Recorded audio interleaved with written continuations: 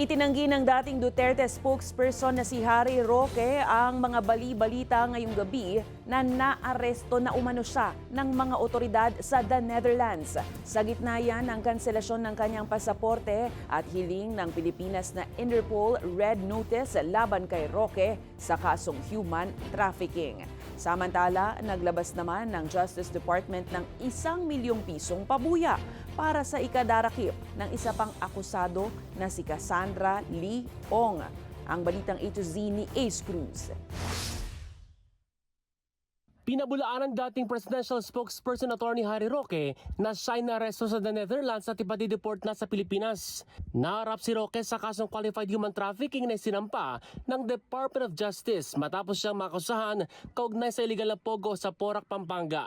Sa post ni Roque, pinakita niya ang kanyang plane ticket papuntang Vienna, Austria. Sa hiwalay na pahayag, sinabi ni Interior Secretary John Vic Remulla na wala pang opisyal na impormasyon mula sa kanilang counterparts na nahuli na nga ang dating opisyal. 2024 nang biglang lumitaw si Roque sa The Netherlands sa gitna ng investigasyon ng Senado at Kamara sa illegal pogo. Ani Roque, political persecution ang ginagawa ng gobyerno laban sa kanya.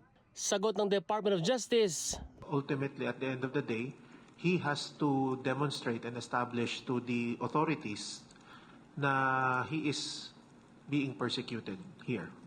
And from what we can gather right now, there is no persecution but he is evading prosecution. kamakailan ay kinasila ng Pasig Regional Trial Court ang passport ni Roque. Nag-request na rin ang gobyerno ng Pilipinas sa Interpol na isailalim si Roque sa red notice para may balik sa Pilipinas. Ayon kay Roque, hindi pa pinal ang cancellation ng kanyang passport.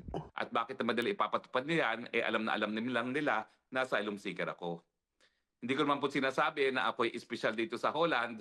Basta ang masasabi lang natin na yung asylum at yung consequence ito na non-refoulement ay discretion na yun ng bansa kung nasaan si Ginoong Harry Roque, no? Doon sa panahon na ipapatupad yun, kung umabot tayo sa punta na may red notice at ipapatupad to, call na yun ng bansa kung nasaan siya. Nagpahayag naman ng pag-alala si Vice President Sara Duterte para kay Roque, pero hindi ukol sa passport cancellation, kundi sa kalusugan ng dating opisyal. Hindi tinukoy ni Duterte kung ano ang karamdaman ni Roque. Bukod kay Roque, kinansela rin ng korte ang passport ni Lucky South 99 Representative Cassandra Lee Ong at iba pa dahil din sa kasong qualified human trafficking. Nagalok na ng 1 milyong pisong reward ang DOJ sa sinumang makapagtuturo sa kinaroroonan ni Ong. Definitely, with the current information we have, we don't have enough. That's why we're offering the reward. Diba? And it's an effective tool. As in the past, effective tool po to for crowdsourcing of information. May mensahe naman si Senador Risa Ontiveros, ang chair ng Komite ng Imbestiga sa Illegal na Pogo. Hindi nila habang buhay matatakbuhan ang kanilang pananagutan. The conviction of Alice Guo is not the end of the story.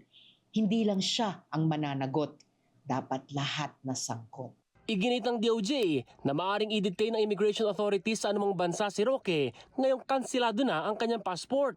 Pero ayon kay Roque, maghahain siya ng motion for reconsideration laban dito. Para sa Balitang A to Z, Ace Cruz.